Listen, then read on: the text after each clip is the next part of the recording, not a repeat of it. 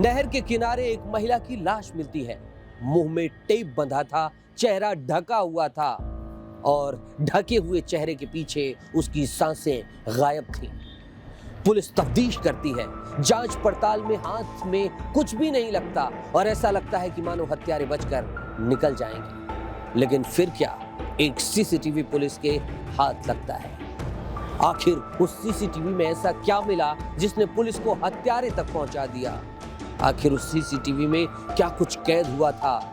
इश्क और साजिश की वो कौन सी कहानी सीसीटीवी में कैद थी जिसने मुजफ्फरनगर के इस हत्याकांड का पर्दाफाश कर दिया? देखिए इस रिपोर्ट में।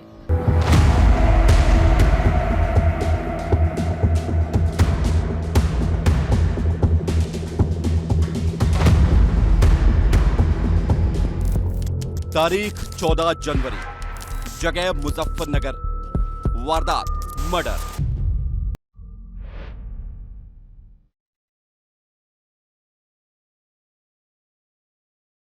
मुजफ्फरनगर जिले का खतौली थाना इलाका। सुबह का वक्त था, नहर के ऊपर धुंध छाई हुई थी, लेकिन इसी बीच पड़ी थी एक लाश जिसके इर्द गिर्द अपराध की भयानक कहानी बिखरी हुई थी। लोगों की नजर उस लाश पर पड़ती है, चारों तरफ सन्नाटा छा जाता है, क्योंकि जो दिखाई दे रहा था वो बेहद खौफनाक था। ये लाश किसी 40 से 45 साल की महिला की नजर आ रही थी, जिसके पूरे चेहरे पर टेप लपेटा हुआ था। पहली नजर में ही समझ आ चुका था कि महिला की मौत सामान्य नहीं है, बल्कि उसकी हत्या की गई है। लेकिन सवाल यही था कि आखिर ये महिला कौन है और किसने इतनी बेरहमी से महिला को मौत के घाट उतारा है। पुलिस जांच में जुट चुकी थी। लाश को पोस्टमार्टम के लिए भेजा गया और आसपास पूछताछ की गई तो पता चला कि महिला खतौली की रहने वाली ममता शर्मा है, जो लोगों के घरों में झाड़ू पोंछा करने का काम करती थी।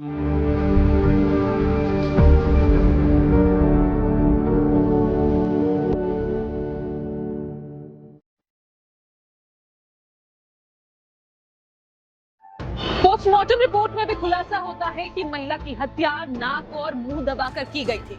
अब पुलिस के सामने भी यही सवाल था कि आखिर घरों में छोटा मोटा काम कर अपना परिवार चलाने वाली महिला की हत्या क्यों की गई? आखिर ऐसा क्यों हुआ?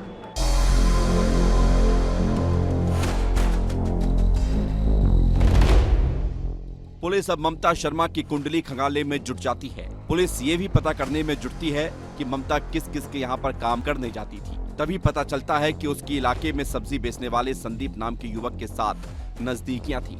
संदीप की पत्नी की मौत 2012 में हो चुकी थी। पत्नी की मौत के बाद ममता उसके यहाँ खाना बनाने का काम करने जाती थी और इसी दौरान दोनों के बीच प्यार पनपने लगता है। पुलिस के सामने सवाल खड़ा होता है कि कहीं ममता की मौत के पीछे उसके प्रेमी संदीप का ही तो कोई हाथ नहीं था। लेकिन पुलिस के पास अभी सिर्फ शक और संदेह के अलावा कोई सबूत नहीं था। लेकिन पुलिस धीरे धीरे हर एंगल से जांच करने में जुट गई थी।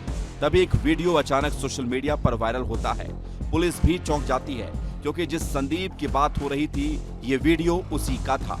रात के अंधेरे में संदीप सुनसान सड़क पर हाथ ठेला लेकर जाता हुआ दिखाई दे रहा है और उस ठेले पर रखी थी एक लाश। लाश कपड़े से ढकी हुई थी और संदीप एकदम चौकन्ना नजर आ रहा था। पुलिस का माथा ठनकता है। सवाल ये था कि आखिर ये लाश किसकी थी? कहीं ये ममता की लाश ही तो नहीं थी? पुलिस कड़ियों को जोड़ने में जुट जाती है। कहीं संदीप ममता की हत्या के बाद उसकी लाश को ठिकाने लगाने के लिए तो नहीं निकला था? वक्त और सब कुछ इशारे कुछ ऐसा ही कर रहे थे और इन सब सवालों को जानने के लिए पुलिस संदीप को हिरासत में ले लेती है और जब सख्ती से पूछताछ की जाती है तो हर एक सवाल से पर्दा उठ जाता है, क्योंकि पुलिस को जैसे जैसे अंदेशा था कहानी बिल्कुल वैसी ही निकली।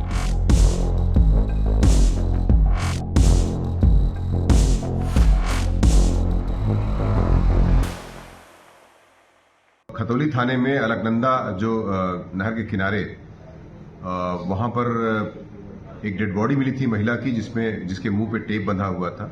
लगभग 45 साल की महिला थी। बाद में उनकी पहचान ममता शर्मा के रूप में हुई थी, जो निवासी खतौली की हैं और कई घरों में बर्तन साफ करने का काम करने के बाद बताई जाती है।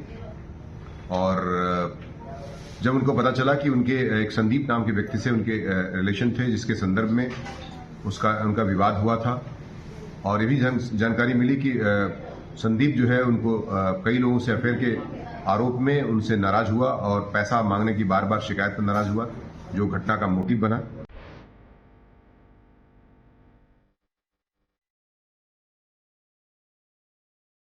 संदीप ने पूछताछ में अपना गुनाह कबूल कर लिया था। उसने कबूल किया कि ममता की हत्या करने के बाद उसने ही लाश को गंग नहर के किनारे फेंक दिया था। लेकिन अब सवाल यही था कि आखिर उसने ऐसा क्यों किया? आखिर उसने अपनी ही प्रेमिका को मौत के घाट क्यों उतार दिया? और जो कहानी सामने आई वो बेहद चौंका देने वाली थी। पत्नी की मौत के बाद संदीप अकेला हो चुका था। इसी दौरान ममता उसकी जिंदगी में आती है। वैसे तो ममता काम करने के लिए आती थी, लेकिन वो धीरे धीरे संदीप का ख्याल किसी अपने की तरह रखने लगी। दोनों के बीच एक रिश्ते ने जन्म ले लिया था। प्यार दिनों दिन परवान चढ़ रहा था, लेकिन इसी के बीच शक ने भी अपनी जगह बना ली थी। संदीप को लगने लगा था कि ममता उसे धोखा दे रही है। ममता किसी और से फोन पर बात करती है। शक धीरे धीरे मजबूत हो रहा था। संदीप उसके रुपए मांगने की आदत से भी तंग आ चुका था और फिर एक दिन उसने ममता को हमेशा हमेशा के लिए दूर करने का फैसला कर लिया। घटना के दिन ममता खाना बनाने के लिए पहुंची थी, लेकिन संदीप प्लानिंग के तहत पहले ही चाय बनाकर रख चुका था, जिसमें नींद की दवा मिली हुई थी। संदीप उसे चाय पिला देता है, जिसके बाद ममता बेहोश भी हो जाती है। बेहोशी की हालत में संदीप उसका नाक और मुंह दबा देता है। ममता की सांसें थम चुकी थी, लेकिन संदीप यही नहीं रुका। संदीप उसके पूरे मुंह पर टेप लपेट देता है ताकि उसके जिंदा बचने की कोई गुंजाइश ही ना बचे। दिन भर लाश को घर में रखता है। रात के अंधेरे में हाथ ठेले पर लाश रखकर गंग नहर की तरफ निकल पड़ता है। संदीप लाश को नहर में फेंकना चाहता था, लेकिन वजन ज्यादा होने से वो लाश को सड़क किनारे फेंककर ही घर आ जाता है।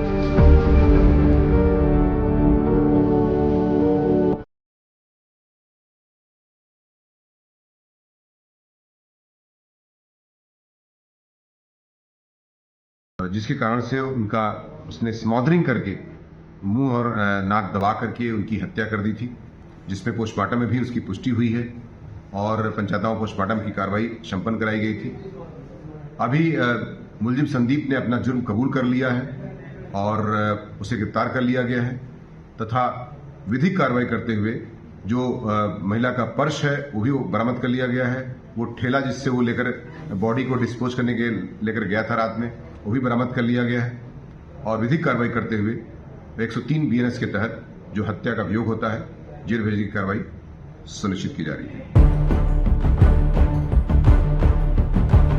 हत्यारा पुलिस की गिरफ्त में और उसकी निशानदेही पर हत्या में इस्तेमाल की गई बेडशीट, थैली, हैंडबैग, नशीली दवाइयां और वो हाथ ठेला बरामद किया गया है, जिसके जरिए लाश को ठिकाने लगाया गया था। मामले का पर्दाफाश हो चुका है, लेकिन ये घटना बताती है कि शक और गुस्से में लिया गया फैसला कितना खौफनाक हो सकता है। ये फैसला किसी की जान ले सकता है तो कई परिवारों को भी तबाह कर सकता है।